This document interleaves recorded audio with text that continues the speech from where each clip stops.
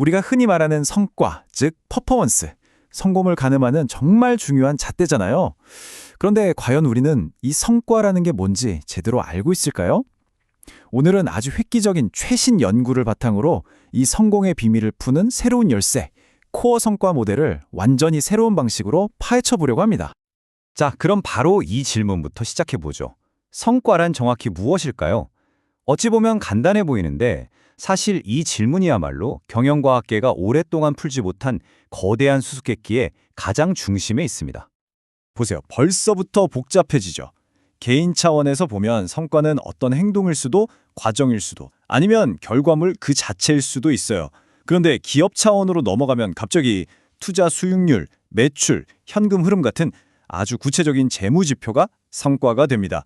이렇게 애초에 정의부터 통일이 안 되어 있다는 게 가장 큰 문제였던 거죠. 그럼 지금부터 성과라는 거대한 퍼즐을 한번 맞춰보겠습니다.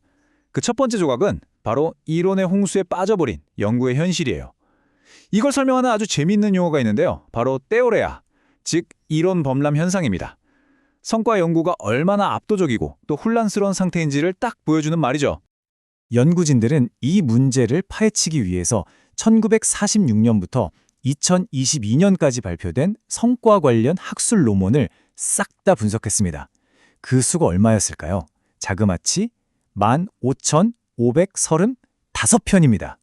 정말 어마어마한 양이죠?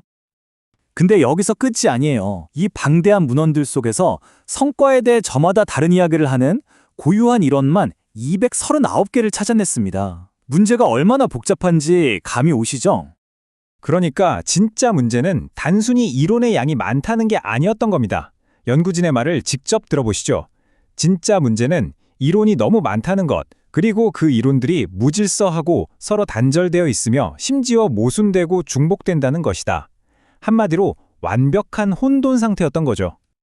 지금 보시는 이 그림이 그 혼돈을 딱 보여주는 건데요.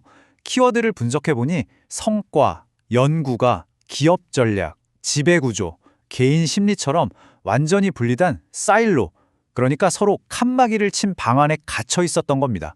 서로 다른 방에 있는 연구자들은 거의 소통조차 하지 않았던 거고요. 자, 그런데 말이죠. 바로 이 지점에서 아주 흥미로운 반전이 시작됩니다. 연구진들은 이 끝없는 혼돈 속에서 마침내 질서를 찾아내기 시작했거든요. 이제 문제 제기를 넘어서 획기적인 발견으로 나아갈 차례입니다. 마치 세상의 모든 색깔이 몇 가지 원색으로 이루어지는 것처럼 연구진들은 그 239개의 이론들을 모두 관통하는 성과에 6가지 원색을 발견해낸 겁니다. 이 6가지 핵심 요소만 있으면 어떤 성과 이론이든 설명할 수 있다는 걸 알아낸 거죠. 바로 이 6가지 기둥입니다. 먼저 기업 수준에서는 역량, 구조, 거래가 있고요. 개인 수준에서는 KSAO, 역할, 관계가 있었습니다. 여기서 KSAO, 말이 좀 어렵죠? 쉽게 말해서 개인이 가진 지식, 기술, 능력, 그리고 그 외의 모든 특성을 합친 개념이에요. 예를 들면 개발자의 코딩 실력은 물론이고 문제 해결 능력이나 끈기 같은 태도까지 전부 포함하는 거죠. 자, 이제 드디어 이 퍼즐의 마지막 조각을 맞출 시간입니다. 이 6개의 기둥들이 과연 어떻게 연결돼서 이 모든 성과라는 미스테리를 단번에 풀어버리는 단 하나의 모델, 바로 코어 모델을 만들어내는지 보여드리겠습니다. 그렇다면 이 6개의 기둥, 도대체 무슨 관계가 있는 걸까요? 이들 사이에 숨겨진 비밀스러운 연결고리는 과연 무엇이었을까요? 이 질문에 대한 답이 바로 이번 분석의 하이라이트입니다. 정말 놀랍게도 기업 수준의 세 기둥과 개인 수준의 세 기둥이 마치 거울을 보는 것처럼 서로 완벽하게 똑 닮아 있었다는 겁니다. 기업의 역량은 개인의 KSAO와 짝을 이루고 기업의 구조는 개인의 역할과 또 기업의 거래는 개인의 관계와 정확히 들어맞았던 거죠. 이 엄청난 발견을 바탕으로 새로운 모델의 첫 번째 요소가 정의됩니다. 바로 역량, 즉 capacity, 줄여서 C입니다. 이건 말 그대로 성과를 낼 수 있는 최대 잠재력 같은 거예요. 기업이 가진 내부 역량과 개인이 가진 KSAO를 합친 개념이죠. 최고의 기술력을 가진 회사에 최고의 인재들이 모여있는 상태, 상상이 되시죠? 두 번째 요소는 기회, opportunity, 즉 오입니다. 성과가 일어날 수 있는 판 자체를 의미하는데요. 기업의 구조와 그 안에서 개인이 맡은 역할을 합친 겁니다. 아무리 메시 같은 선수가 있어도 뛸 수 있는 경기장이나 정해진 포지션이 없으면 아무 소용 없잖아요. 바로 그런 개념입니다. 그리고 마지막 세 번째는 핵심적 교환, Relevant Exchanges, 줄여서 RE입니다. 이건 간단해요. 실제로 일이 되게 만드는 모든 소통과 상호작용을 말하는 겁니다. 기업이 고객과 맺는 거래부터 개인이 동료와 맺는 관계까지 전부 포괄하는 거죠. 그래서 이 모든 걸 합치면 드디어 이 공식이 탄생합니다. 성과 퍼포먼스는 역량 캐패시티 더하기 기회 오퍼튜니티 더하기 핵심적 교환 relevant exchanges다.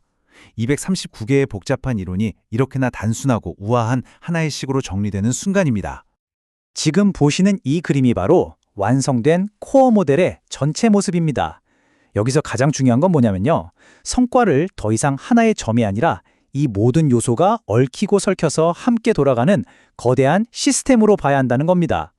자, 그럼 이렇게 멋진 이론을 알았으니 이걸 우리 현실에 어떻게 써먹을 수 있을까요?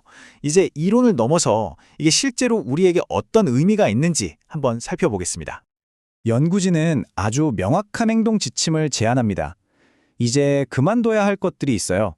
각자 자기 칸막이 안에서만 일하는 것, 계속해서 새롭다는 이론만 쫓아다니는 것, 성과를 그냥 과정이나 결과 둘 중 하나로만 보는 좁은 시각 같은 것들이죠.